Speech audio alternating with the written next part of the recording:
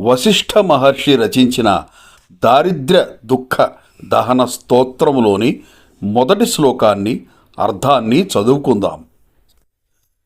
విశ్వేశ్వరాయ నరకార్ణవతారణాయ కర్ణామృతాయ శశిశేఖరధారణాయ కర్పూరకాంతి ధవళాయ జటాధరాయ దారిద్ర్య దుఃఖ దహనాయ నమః శివాయ.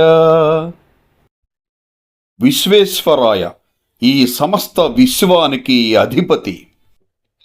నరకార్ణవతారణాయ, మన కష్టాల కడలిని దాటించేవాడు.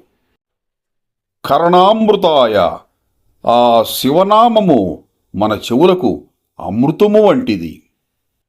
శశిశేఖరధారణాయ, ఆ చంద్రుణ్ణి తన శిరస్సుపై ఆభరణముగా ధరించినవాడు. కర్పూర కాంతి ధవళాయ, ఆ కర్పూర కాంతి వలె తెల్లగా ధగధగ ప్రకాశించేవాడు. జటాధరాయ, జటాజూటములు కలవాడు. దారిద్ర్య దుఃఖ దహనాయ నమఃశివాయ, మనకు కలుగుతున్న కష్టాలను, పేదరికాన్ని, దరిద్రాన్ని, దుఃఖాలను దహనం చేసి అంటే పోగొట్టి మనకు సుఖశాంతులను ప్రసాదించేవాడు. అట్టి శివునకు ఈ స్తోత్రంతో వందనం చేస్తున్నాను. హర హర మహాదేవ శంభో శంకర. ఓం నమః శివాయ. హర నమః పార్వతీపతయే. హర హర మహాదేవ.